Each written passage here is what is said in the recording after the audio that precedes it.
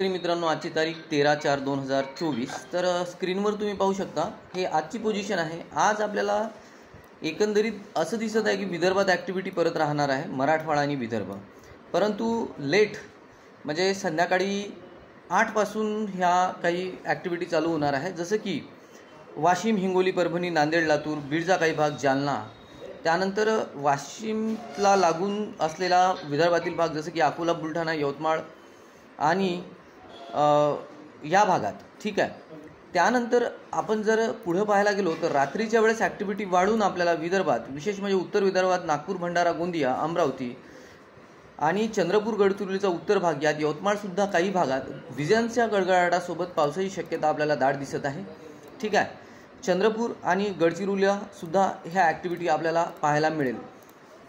जबरदस्त ढगाळ वातावरण रात्रीच्या वेळेससुद्धा राहणार आहे. त्यानंतर 15 तारीख, ठीक आहे, 14 तारीख आपण पाहिली, 15 तारखेला आपण बघू की 15 तारखेला नेमक्या कोणत्या प्रकारची ॲक्टिव्हिटी आपल्याला दिसेल. 15 तारखेला संपूर्ण महाराष्ट्रातच पश्चिम किनारपट्टी आणि उत्तर महाराष्ट्र वगळता ढगाळ वातावरण राहणार. ठीक आहे. संध्याकाळच्या वेळेस आणि रात्रीच्या वेळेस हे ढगाळ वातावरण खूप जबरदस्त स्वरूपाचे राहणार आहे. तसेच आपल्याला मराठवाड्यात नांदेड, हिंगोली या भागात काही भागात थोडाफार पाऊस पाहायला मिळेल आणि यवतमाळमध्ये सुद्धा. आणि ढगाची डेन्सिटी जिथे जिथे जास्त आपल्याला ढगाची घनता दिसत आहे, जसं की रात्रीच्या वेळेस आपल्याला धाराशिव, त्यानंतर बीड, परभणी, जालन्याच्या काही भागात आणि अहमदनगरमध्ये सुद्धा ढगाची डेन्सिटी स्क्रीनवर बघा जास्त दिसत आहे. त्यामुळे काही थेंब पाऊस ढगांच्या गडगडाटासह म्हणजे विजांसह काही थेंब पाऊस आपल्याला तिथे अनुभवायला मिळेल.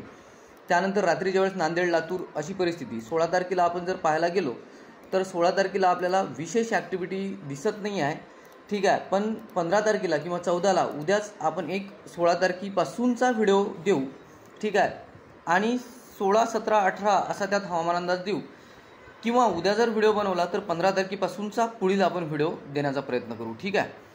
तुमच्या इथलं लोकल वातावरण सध्या कसं आहे आणि नेमके शेतीचे काय कामं चालू आहे हे थोडं मला कमेंटमध्ये कळवा, जेणेकरून त्या अनुषंगाने मी हवामान अंदाज